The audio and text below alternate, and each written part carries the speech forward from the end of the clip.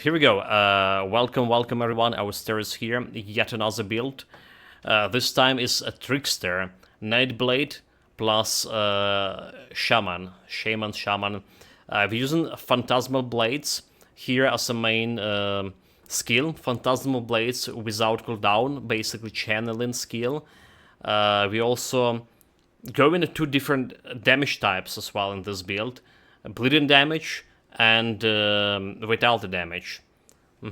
This bleeding damage is kind of physical skill, vitality damage is magical skill. The build have its ups and downs. We're gonna be talking about that. Gonna be talking about what build can do, what can't do, how to level up in early game, what you do is late game, what is weak points of the build, all this stuff in the next 50 minutes or so. So let's jump in, continue this introduction with what the build actually can do.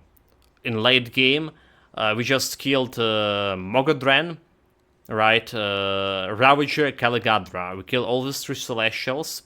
Mogodran was very easy. Something around 1 minute fight.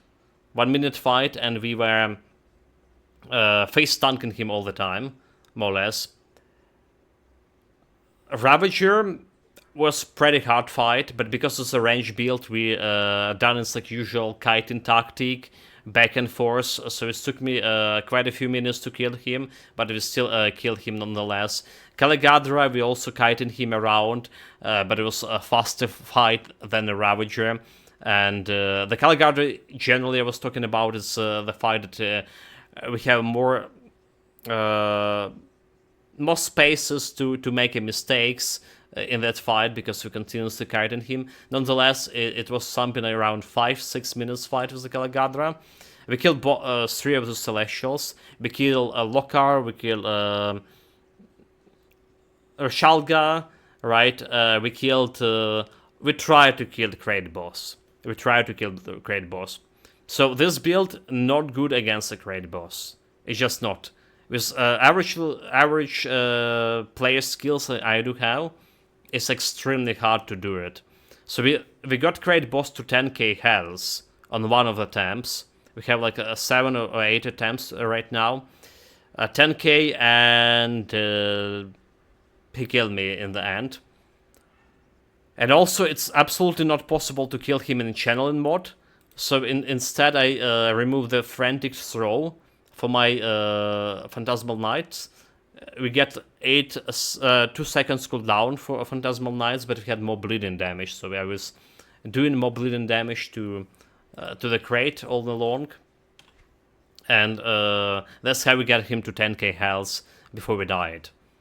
Again, Crate Boss, I don't think is... It's good. It's possible to kill him, but not consistently kill him. Like if we had, for example, on Blade Arc build or Unstable Anomaly, which just was very easy crate killers. What else to say about this build? What's else to say? Survivability. We have 17k health, 17.5k health. We have a certain percent damage absorption with Primal Bounce, but this build can't really face tank much of a... Yes, we face tank Mogodran, but there is some elites, there is some thunder damage that we absolutely can face tank. We need to move constantly with this build. We also getting a lot of damage from a Blade Spears in this build, by the way. So Phantasmal Blade plus Blade Spears. The Blade Spears not doing as big of a damage as it will be in our Dervish build when we're doing cold damage Blade Spears.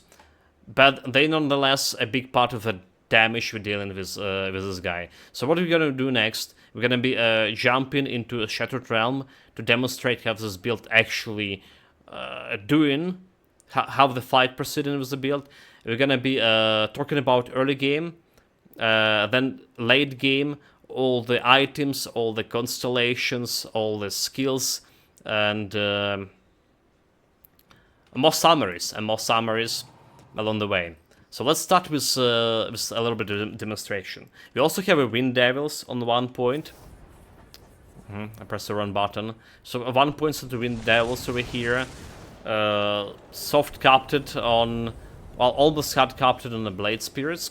The 4 Blade Spears, another one getting, the first one we getting from a set bonus.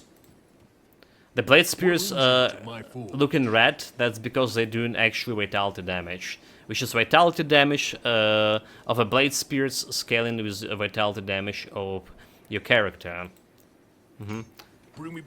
Shadow Realm level 65. There we go. Like I say, we need to kite most time of the day. We need to avoid thunder damage with this build. So how is what kind of skills we using? Like what is skill rotation for the build? Right, Phantasmal Blade is my main damage dealing skill. The build have a very fast cleaning speed. Very fast cleaning speed. One of the fastest cleaning speed builds we had in a while, at least for normal content on ultimate difficulty. So there we go, this guy with the thunder damage over here. See what? Oh, we have 2 of them. Yeah, two of those guys is like a little bit too much. We killed it. We survived. We survived somehow. So the build has a health leech on Phantasmal Blades. The build has a health leech on Blade Spirits. So that's my source, main source of survivability.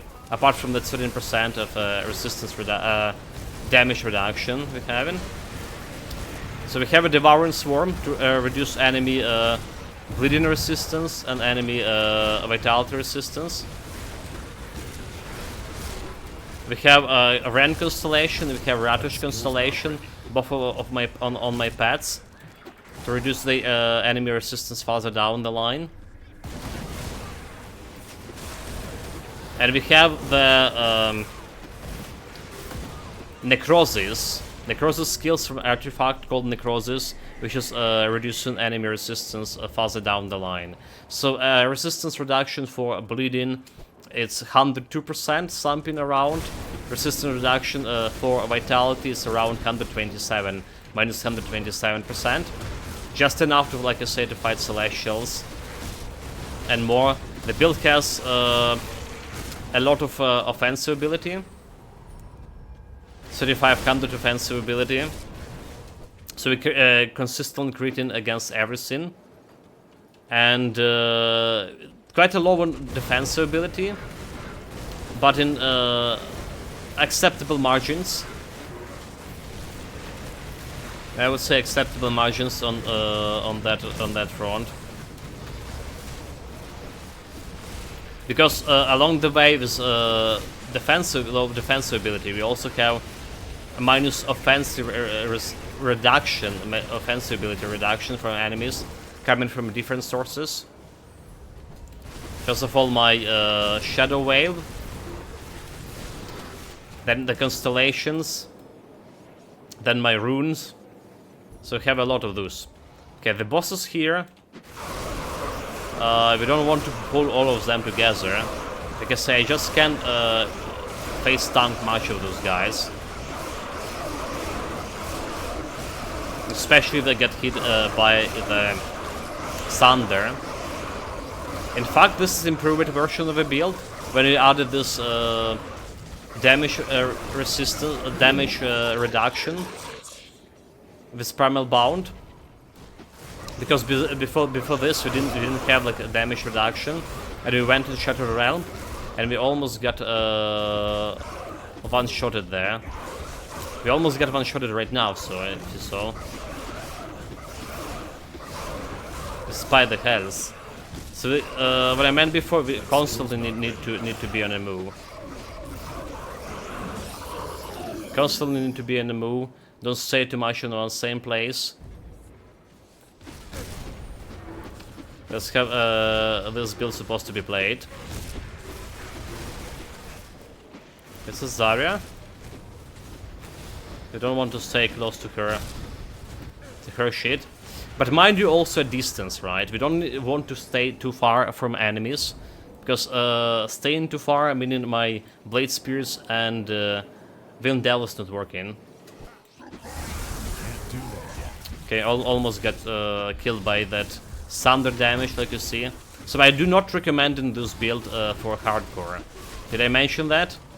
There's so many more, so many opportunities to get just one-shotted in the hardcore. 17 kcals, like I said, not enough for my survivability. Like you see this one, just got the thunder damage and got killed. So that's what I'm saying, like too many opportunities for oh my god, for getting killed. Need to resummon my pads here. I can't do that yet. Dude, like, I'm gonna die in here. Yeah, I just gonna die to those things. Anyway, that's the demonstration in Shadow Realm. I think you saw everything you need to see. The build is too fragile. It has quite a bit of cleaning speed, right? You need to face stun, continuously attacking the enemy with the Phantasmal Blades in order to Health Leech, right? There's Health Leech, like I said, on my Blade Spears, but a little bit of thunder damage, right? A little bit moving, and you just can do it, just can't do it. I mean, I'm gonna, for matter of honor, I'm just gonna go and put this guy down, out of his misery. So we're gonna be like face tanking him a little bit more here. And, well, again, that's what's happening when you're trying to face tank. Not good, for sure. So 99% of all other content, right? The build performing pretty good. Like one of the fastest cleaning speed. Great boss, Shattered Realm, random thunder damage, and we ended up like this, like we ended up dead. Well, if you continue next, we're gonna be talking about early game. What the early game to do with this build, what kind of problem early games arise with the build. So there's 3 items you absolutely need for early game in this build. 3 items are Scarab Shell, right? So we're doing more bleeding damage than vitality damage early game. Scarab Shell giving this like additional bleeding damage to your blade spirits. And believe me or not, it's a lot of damage altogether. There is Pakla Visage. Pakla Visage allows the bleeding damage to your Phantasmal Blades. And the last item is Viper Hemorrhage. Right, Viper Hemorrhage, it's a bleeding damage against for Phantasmal Blades, and more points to Phantasmal Blades and stuff. Those items kinda hard to farm. So the Pakla Visage is one item that may be the easiest one to farm. Definitely the easiest one.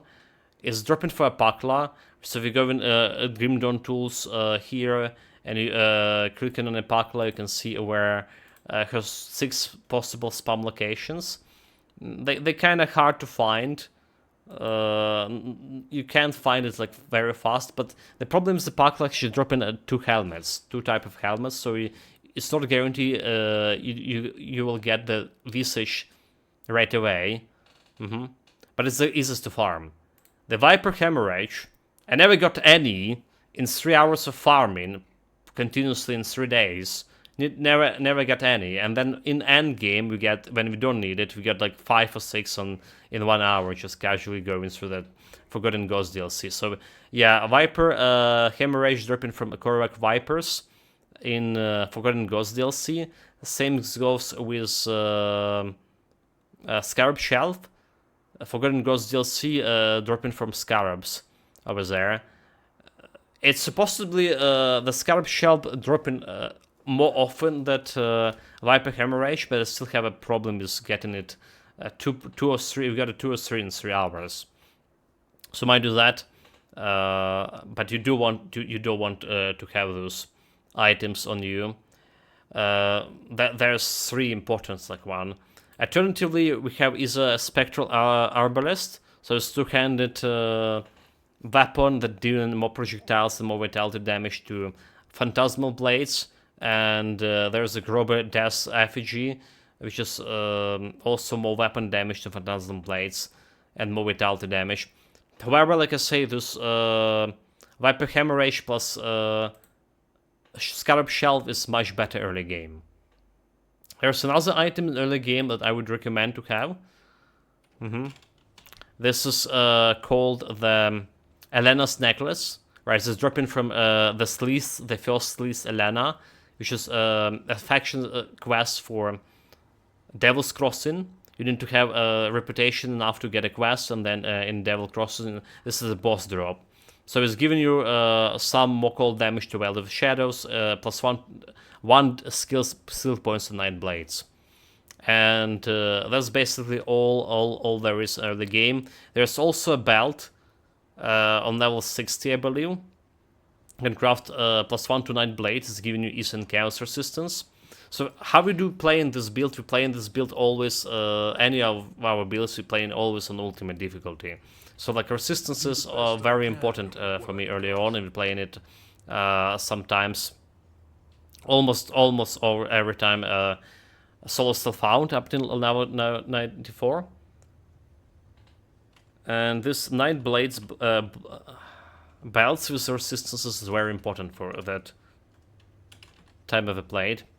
So if you're going on belt, there's a couple of Night Blades belt. You can craft a Legion belt, right? It's giving you piercing and cold damage on level 65. It's still worth to take in. If you're playing on normal difficulty, it's still worth to craft a Legion belt, just to plus 1 to Night Blade.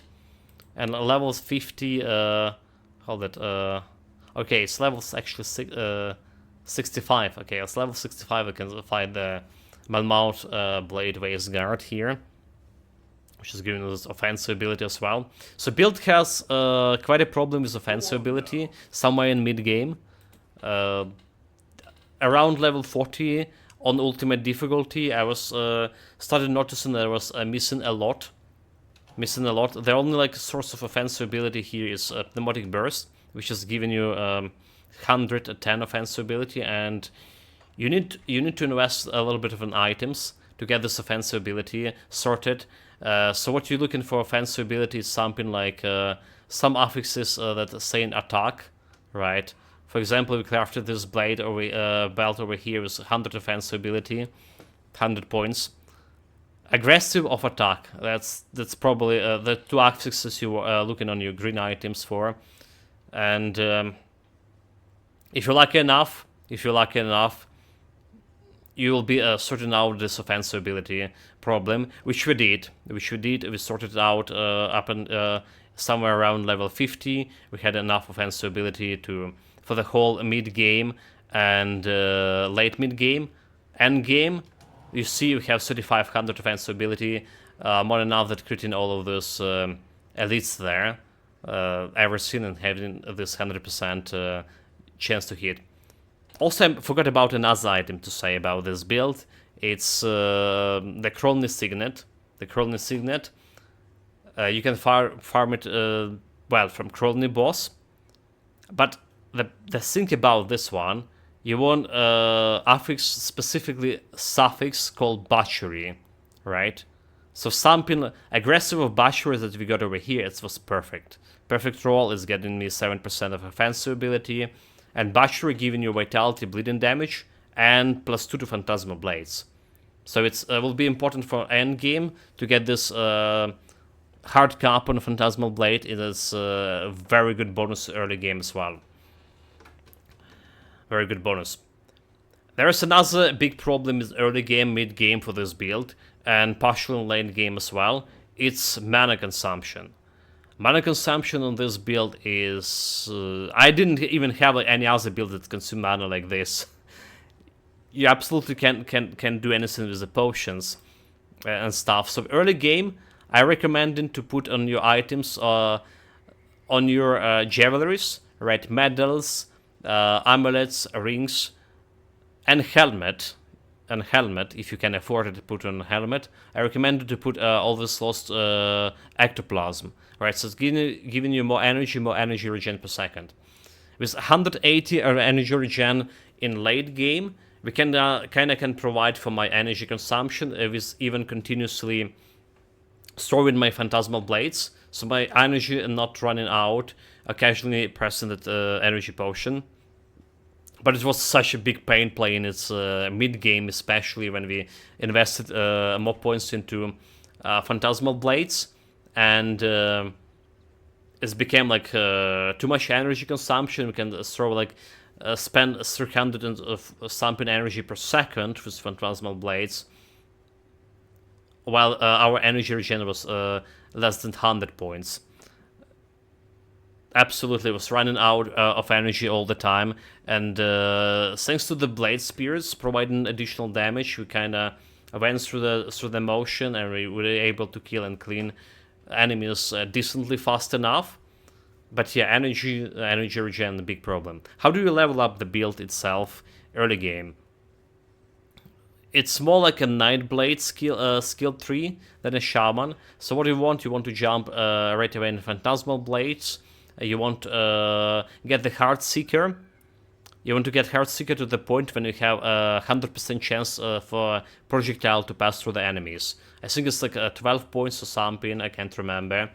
And you don't want to level up neither age at all, because it's additional energy consumption. You just don't want it.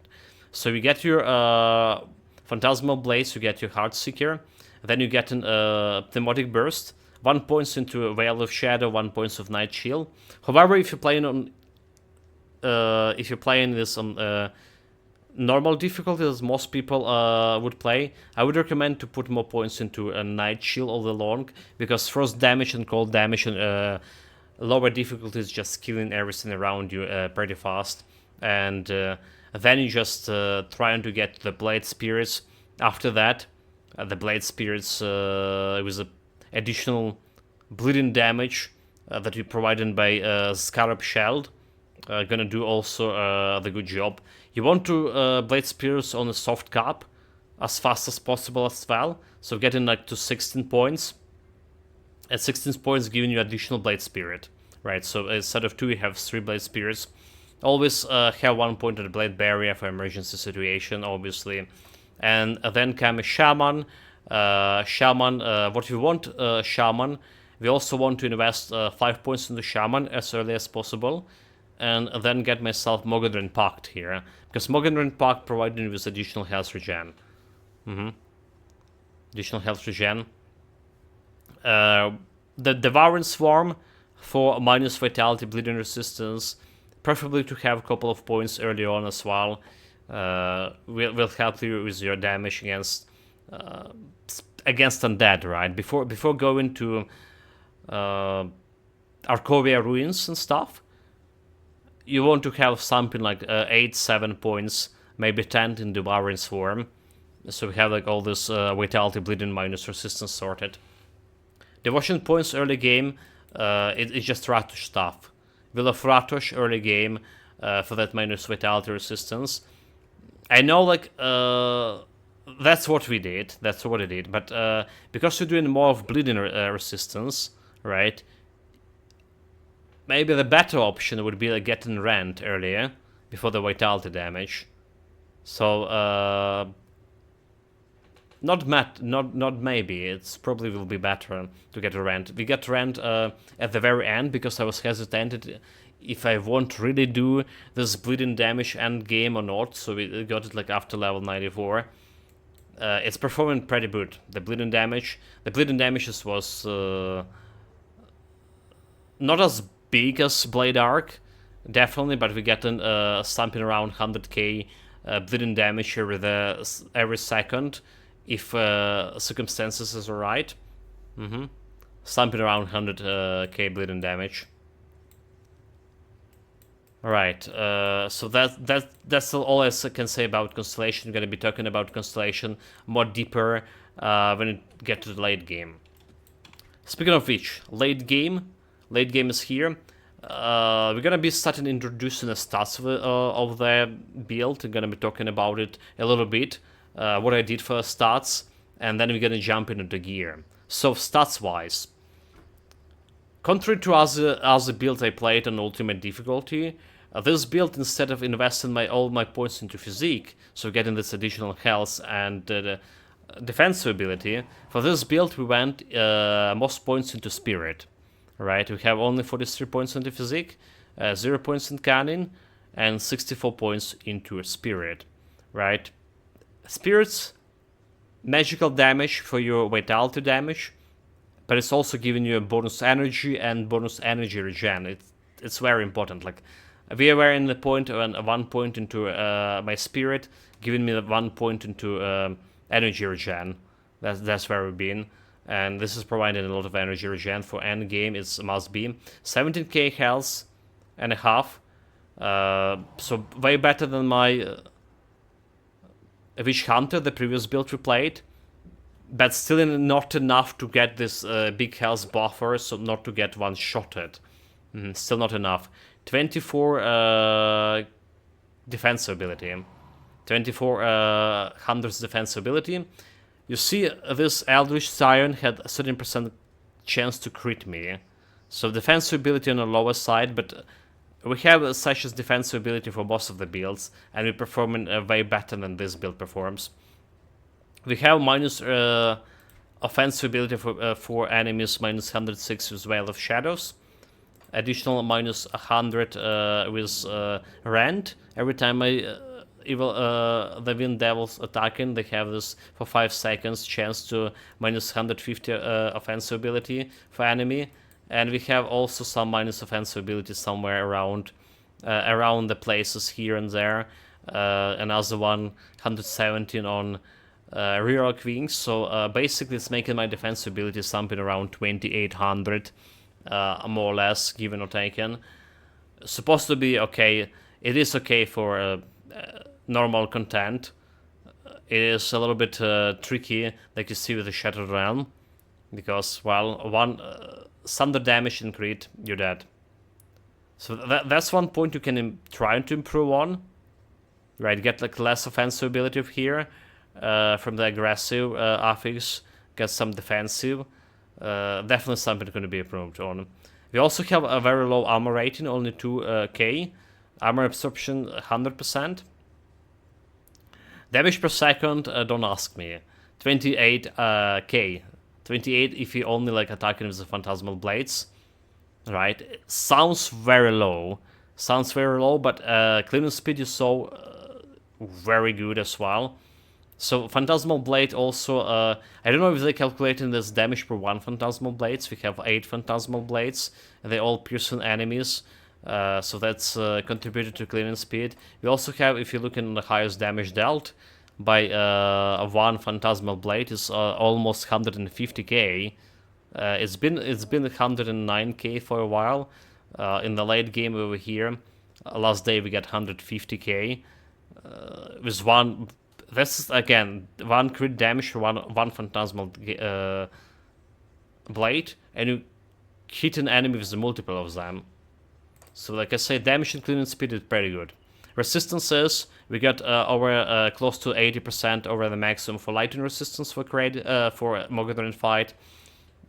Poison acid resistance a little bit on the lower side. So maybe that's why we were killed by this Eldritch Siren. We want maybe something over a maximum for poison acid. Okay, I need to work on that. There's piercing resistance 14 over a maximum. Bleeding and vitality on the other hand, a lot of extensive resistances I don't know what to do. Ether resistance 5 over a maximum, chaos 18 over a maximum, and 10% physical resistance over here. Right. Secondary stats, important one is energy regen 180, occasional health regen, and critical damage 14%, additional critical damage, but we have this 41 additional crit damage from as a age for specifically for my Phantasmal Blades. So mind you, that sync. Have energy absorption. We have energy leech as well from some items and constellations. Our bleeding modifier 1466, and our vitality modifier 2200. It's on the lower side, but pretty good for double type of damage. Pretty good for double type of damage. Another thing is life leech. Where was the life leech? So we have life steal 26%, and we have additional life steal from just Phantasmal Blades from a set, and additional life steal from the Grafts of the Dead on my Blade Spears. However, yeah, it's not guaranteed you're not gonna get one-shotted in a second with the Health Leech. The casting speed. The casting speed is another thing that's important here. And where is the casting speed? Casting speed 168. Not 200, not to max it out. But that's enough to throw a lot of Phantasmal Blades per second. Almost to stride your energy regen for a lot. And finally, the last stats that are important: stun resistance. So we did put some Leather Hide and Runebound Topaz specifically for stun resistance here. Specifically for that purpose. To have it 55, that's barely minimum to fight the Mogadran. And fruit resistance, we always carry myself the Horde Frost Ointment when you get into to enemies that can, well, freeze you. So that's how it stats looks. Items. This build rotates around 2 sets. The full sets of Demon Slayer armaments. Right, you can, if you have a recipe, you can try craft the Demon Slayer hat. The Demon Slayer hat. So we can craft 4 of them. They drop in pretty often from totems as well. The parts of a demon Slayer set. But if you have only recipe, you craft in the hat. You're using your inventor. Let's take a look at to transmute this hat into other piece of the set here. That's how we do it. That's how we do it. So Demon Slayer hat. The bonus of 4 pieces of a set is plus additional Blade Spirit and 2 additional projectiles to Phantasmal Blades. More points to Blade Spirits, more points to Phantasmal Blades. Pretty good. My Phantasmal Blades are on hard cop. Some offensive ability. So the hat itself adding vitality damage to Blade Spirits. But the important part is over here, the necklace. The necklace additional vitality damage to Blade Spirits and piercing damage converted to vitality. That's why my Blade Spirits was looking red, because they do vitality damage, and they contributed quite a lot for Blade Spirits, contributed quite a lot for cleaning speed altogether. Item-wise, and what we have over here, Leathery Hide on my helmet for that stun reduction, additional health. We have a lot of easy resistance powders all over the place. For Demon Slayer necklace, amulet, we have Seal of Ancestry, more health, more energy regen, some vitality resistance, and we have Arcanum Dust. Arcanum Dust is the one we use on all my Javelries. It's a little bit damage, a little bit defensive ability. So 70 defensive ability, I get 210 defensive ability just from all of those Javelries, just from all of the dust here. And it's also providing me with energy regen per second. It's absolutely must be endgame item for this build. Endgame powder. Next pieces of the set is breastplate. The breastplate is Demon Slayer jacket.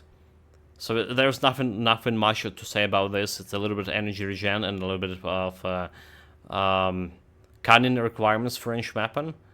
So like if you have enough cannon for wielding this pistol without putting any points into cannon.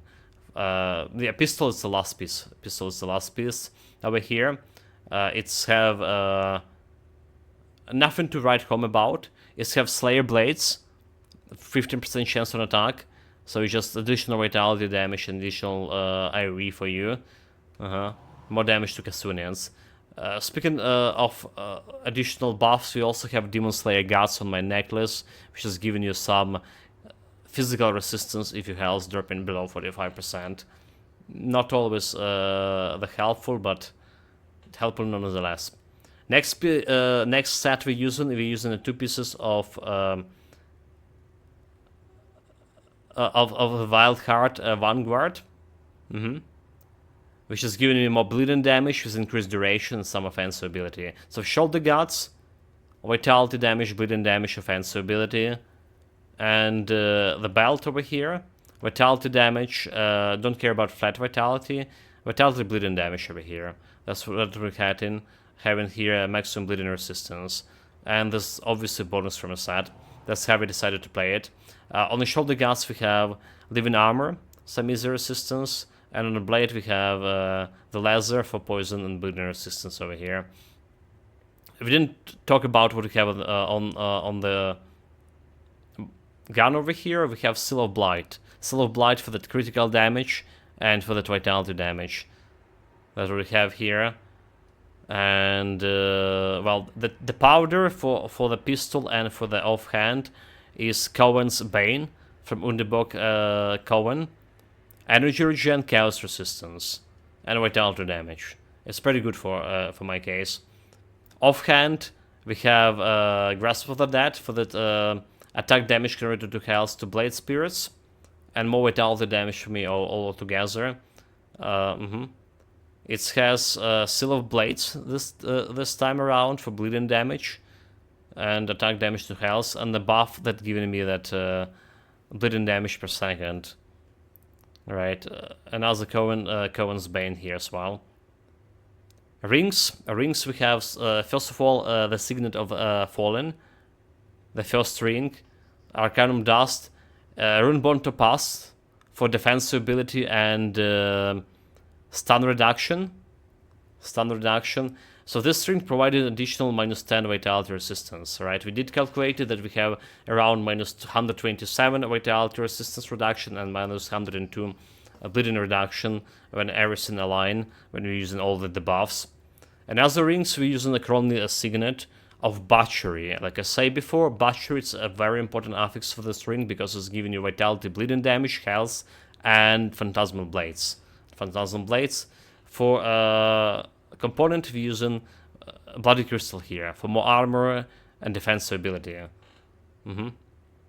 Lastly, or not lastly actually, we have Megadren Grip. So this is probably the hardest item to get for the build.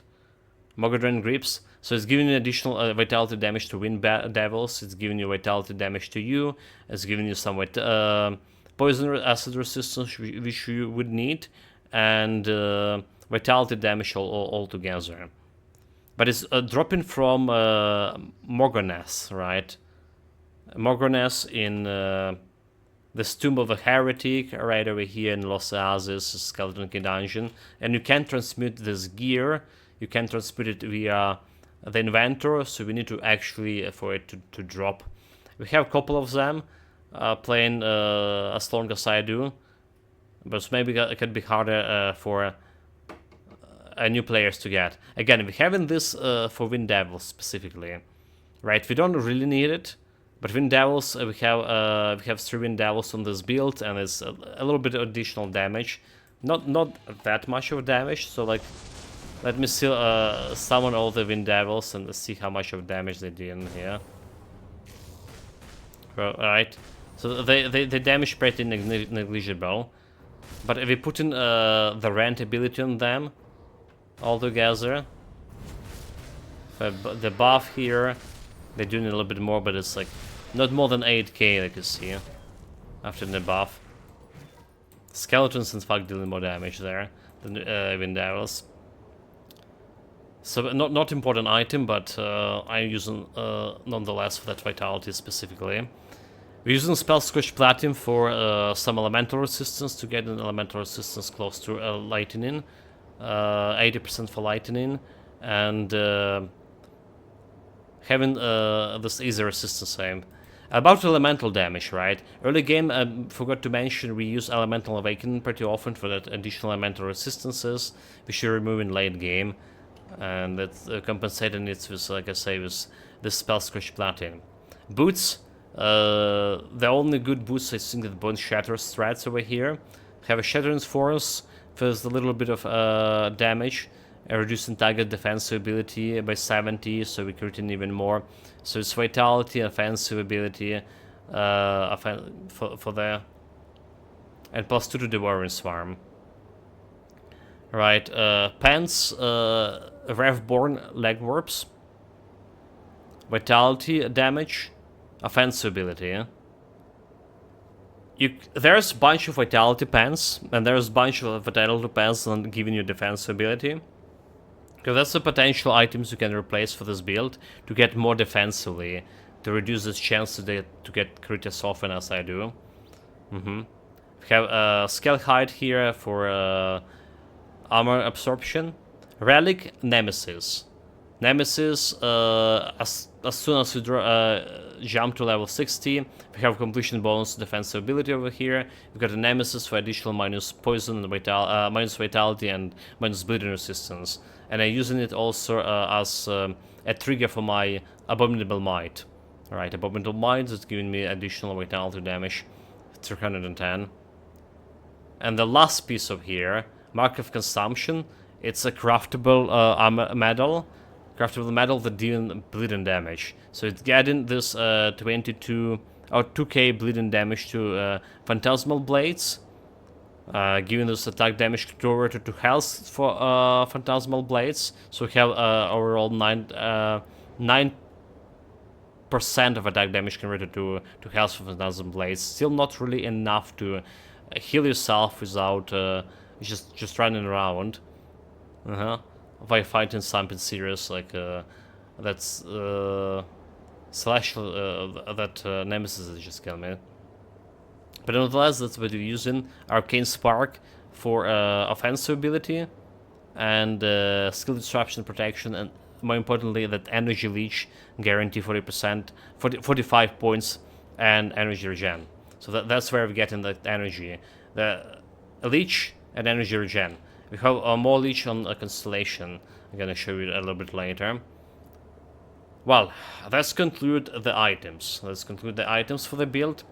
Next on the agenda, skill points. We already saw like a bunch of skill points, but let's jump on them and talk about them a little bit more. So Phantasmal Blade main damage dealer here. Vitality damage. Right, we went vitality damage because it's easily converted with Frantic Throw. We want my Phantasmal Blades always without cooldown as the main skill, so it's kind of channeling skill. It's reducing the weapon damage and total damage, but it's also reducing skill energy cost, believe me or not. So piercing damage converted to vitality damage here, and then we getting this additional bleeding damage and vitality overall. We want Heartseeker, right, for this chance to pass through the enemies. Additional bleeding damage, attack damage converted to health. This is my main health leech because we don't have much of actual main hand damage over here on Phantasmal Blades, so all the health leech from lifesteal will be greatly reduced. So my main health leech I actually get it from Heartseeker, and later on we will get in this Onyxa Age for bonus critical damage, right? We're not converting cold and chaos damage. So if you're looking at Phantasmal Blade damage composition over here, right, we have a little bit of physical, a little bit of cold, a little bit of vitality decay. Mine is vitality and around 3k bleeding here. 3k bleeding. Not really enough bleeding, right? Not really enough bleeding. But it was doing the job in most time of the day. Right, Blade Spirits, another important part of the build, which is getting this vitality damage, it's piercing damage converted to vitality for Blade Spirits as well, and getting this additional bleeding damage, 9k over 2 seconds. So the Blade Spirits, the 4 of them, is my main source of getting the actual bleeding damage on enemies.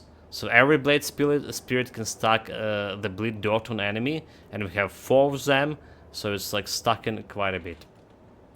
Thermotic burst for offensive ability, for health leech when we need health regen, health restoration, or as I say, 40% health restore and pressing, and shadow dance for a little bit of defensive ability, chance to avoid melee projectiles and attacks. It is not avoiding. I just remind of you here, it's not avoiding this area, right? Have Veil of Shadow, minus offensive ability to enemies, right? So improving my defensive ability along the way. Bread Barrier for that emergency button when you're about to die. Press Bread Barrier, immunity for 3 seconds. Often it can put you in precarious situations, so if enemy drops some area right beneath you. But Phantasmal armor only on 6. Alright, it does have some energy absorptions from spell. It does have this chance to 108 energy leech retaliation. And Anatomy of Murderer for more bleeding and vitality damage over here. For Shaman, soft cuff for the Whirling Swarm. Must be 55 vitality resistance and bleeding resistance at the same time. 1 point into the Wind Devils. Like I say, so they did very little damage. However, we have a rend ability on them, and rend ability dealing this additional bleeding damage per second, giving you minus 50, 150 offensive ability to enemy, which is stuck in with Shadow Vial, so improving again your defensive ability in that way, and additional minus bleeding resistance. So we have Mogren Pact on 7. Right, I was like removing some points in the Mogren Pact and OX skin, which is we're using in late mid-game in order to get Primal Bounce. Primal Balls on 10, more bleeding damage duration, and 70% damage absorption, which is supposed to improve my survivability in Shadow Realm, but you see it didn't. It didn't much. I think this problem is my poison resistance. I need to get some over maximum with poison resistance for that specific fight, but yeah. 10 points into a Heart of the Wild for health, more health, and like I say, Mogren Pact, we're using this for just this points in energy regen altogether. Alternatively, there's more like health restoration with Vendigo Totem, but again, you saw what happened in the moment you're trying to face tank, which just getting very often one-shotted. Let's cover all the skills for the build. Devotion we struggled quite a lot, because it's a bleeding and vitality build. We want both of devotions here, so some vitality devotion weren't included in the build, some good bleeding devotion weren't included in the build as well. So what do we have? 1 point into Crossroads for the Crane. Crossroads into order. So for the Crane early on for the resistances, and so we can get the Staff of Ratush, the Wheel of Ratush as early as possible. We're using the Wheel of Ratush on the Blade Spirits. We have the points into Bats. So Phantasmal Blades has this Twin Fang, so additional damage, additional vitality damage to my Phantasmal Blades, and it's a Vitality Constellation. We get the Vulture, so we're getting this Chaos Chaos point, so it's some resistances, mostly some resistances here. We have a Revenant, Energy Absorption, right, Energy Leech, and some Vitality damage here, some Raise Undead. Have it on Devoured Swarm. So this Raise Dead have 24 flat reduction to enemy resistances. Again, flat reduction is only source of flat reduction here. 24 is not a big number, but it's working at the same time for bleeding and vitality resistance. And we have Abomination, all for a little bit of vitality resistance, for a little bit of health, and for Abominable Might, which we're using on my Necrosis. So Abominable Might, this 310 vitality damage overall when it's activated. I think it's a good buff. Then, in order to get myself Huntress, Right, we did manipulate it here, Constellation, a little bit. You can see on my stream, on this video down below, you will see all that links to a previous to whole playthrough for this build, and every day of a playthrough does have this link to Grim Dawn tools, how the builds were looking early on, so you can see how the constellation were changing, because we did manipulate it quite a bit in day 6 or day 5 with the constellations. So we got the Raven early on, but we had like spiders for this Eldritch, and now we have the Fox. Fox for a little bit of bleeding, alright. A little bit of bleeding, health regen. We have the Hawk for offensive ability, and the Frog for Ascendant and Eldritch. So all this enabled me to use a Huntress. Huntress is self-sufficient, so she adding this +1 to Ascendant when you complete the constellation. Huntress is like offensive ability, is a little bit of bleeding damage here and there. Bleeding damage is duration, and obviously Rend we should have on the Wind Devils for that minus additional 32 bleeding resistance. So that's the constellations. That's basically the whole build. Let's summarize it a little bit again. So the build is good. The good part of the build is the cleaning speed. It's very fast. It's a feature. There's dual damage stuff like bleeding and vitality at the same time. It's have a decently damage dealing blade spears. Right, Blade Spears. It can kill Celestials without dying consistently. It potentially can kill Crate, but not consistently. You have a bad time with the Crate boss. The Phantasmal Blades spamming too much of a Crates to begin with. If you're playing with channeling mod. If you add the cooldown, if you remove channeling and add cooldown to Phantasmal Blades, it's way easier to reduce the Crate boss health, but it's still not consistent with average player skills. The build also have a problem with energy regen early on and in the mid game, which is fix it up in the late game. And the build have a big problem with survivability. Shadow Realm 65, we occasionally can die to the bosses there, to Nemesis. By dying, I mean one-shotted dying. Not recommended for hardcore. Not recommended for hardcore. Softcore, I have a lot of fun playing it. A lot of fun, like actually sorting out this the troubled energy regen, right? I couldn't believe to very end that we actually would be able to sort out energy regen with this build. That's how the energy problem was, how bad it was. It had a decent, the build have a decent resistance reduction for vitality and bleeding. More than enough, and have more than enough also, like I say, offensive ability to consistently crit in everything.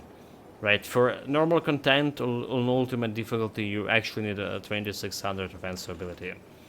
So if you're able to fix defensive ability somehow, my suggestion to replacing the boots and the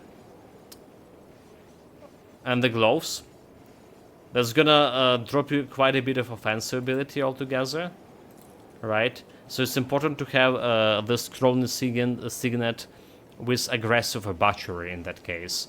Aggressive butchery in my case doing so much more like offensive ability adding up. You also can play with this mantle and belt over here, right? For a belt, for example, the good belt will be the one we were using before endgame. The bladed waistguard of attack, right? A lot of offensive ability boost. And getting some resistances to Ether and Chaos, which the Ether resistance was very hard to get on this build.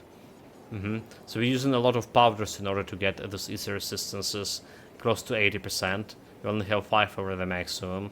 It was a little bit easier with the Garrus, but still we were lacking this quite a bit. So yeah, this blade, this belt here for +1 to 9 blade, and you maybe can reach a defensive ability and still of 3k and still have enough offensive ability so to crit the Celestials here and there. More importantly, you don't need that much of offensive ability in Shattered Realm, right? This we're gearing up for this much offensive specifically for Celestials. So in Shattered Realm, you can get off with less offensive, but in more defensive for sure. That's like one changes I can recommend for the build to make to get it better, more productive in Shadow Realm.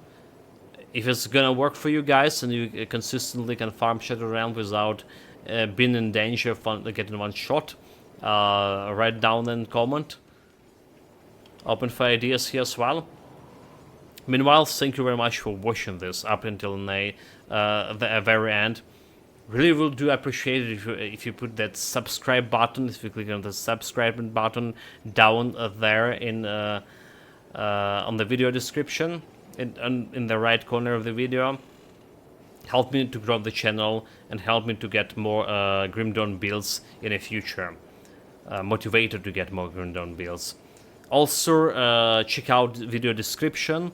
We have links to all this video playthrough and more detailed progress for the build from first level to level 100, how the build was progressing in terms of constellations, gear, and skills in every single day we played it. It's like 7 days, 8 days playing. The last day is the day when we fought all of these Celestials and the Crate boss. So you can see how this went there as well. And obviously there's a link to the Grim Dawn tools, the first thing you're gonna find in the description. Again guys, thank you very much for watching. Take care of yourself, stay safe, whatever you're doing, have fun with it.